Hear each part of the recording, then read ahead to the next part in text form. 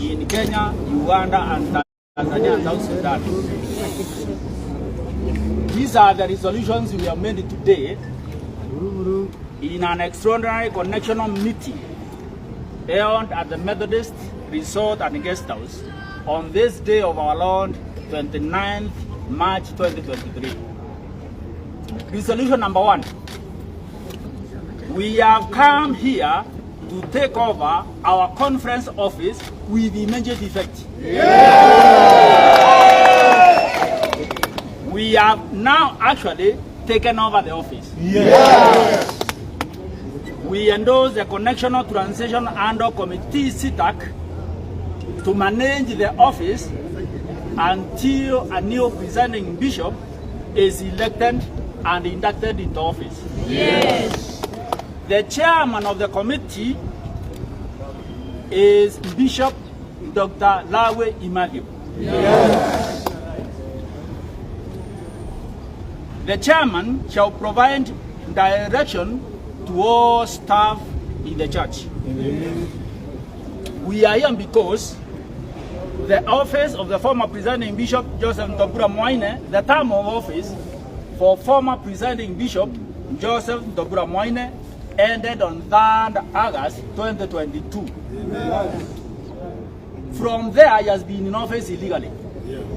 But on Saturday, last Saturday, 25th March 2023, he voluntarily announced his resignation on national media in order to allow for the election of a new leader. Today, Reverend Joseph Ntobura Moine is not allowed anymore in the ministry's center, his offices over here, until the conference standing committee will summon him to hand over the office. Members who are going to govern the church are 9 in number. They are the following: Bishop Dr. Lawe Imadio, who is the chairman and a former presiding bishop. Bishop Joanna Mbogori, who is a former presiding bishop who is not here because of age. Bishop Professor Sablon Tambori, who is here and a former presiding bishop. Bishop Dr. Stephen Kanyarun Toimpwe, who built this ministry center, who is here.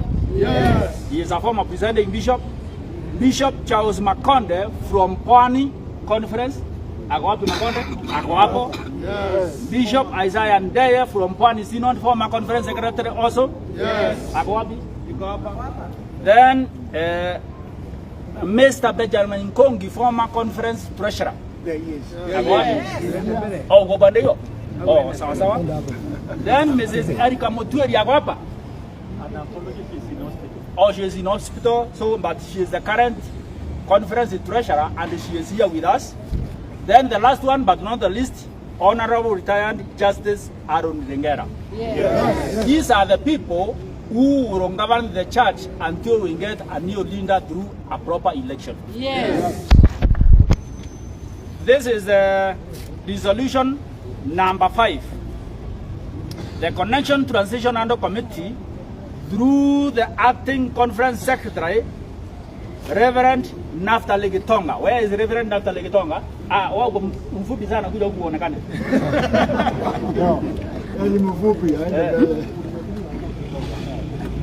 The Connection Transition Under Committee, through the acting conference secretary, Reverend Naftali Gitonga, will call an urgent expanded conference standing committee meeting this week to set a date for an extraordinary meeting of the annual conference. The meeting of that conference should be held within the month of April. During that conference, an election of the presiding bishop should be concluded. Synods are hereby asked to hold their own extraordinary synod meeting within the next 2 weeks in order to elect delegates from all groups that have been in contention in this matter. All clergy and the laity who have been excluded. When I mean excluded, Ntobura was using the one in the frocking. All clergy and the laity who have been excluded from church work are reinstated today with immediate effect. And they will be received in the next annual conference. These resolutions, there is another one. Yes. Nobody is expected, especially Reverend of the Buramwaine, to transact or to operate any accounts of the Methodist Church in Kenya, anywhere in this country or outside this country. He is not allowed to sell land. He is not allowed to sell property as today he is trying to do today and yesterday. Yes. He is not allowed to sign any document because he is no longer in office. Yes.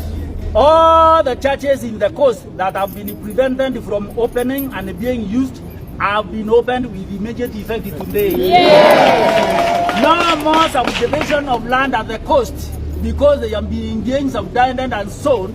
That should stop forthwith today. Yes. These resolutions have been signed by Bishop Dr. Lawi Matthew, who is the chairman, Bishop Professor Sablon Gambori, who is former presiding bishop, and Bishop Dr. Stephen Kanyaru Toimkwe. The church has come back to the owners. Yes.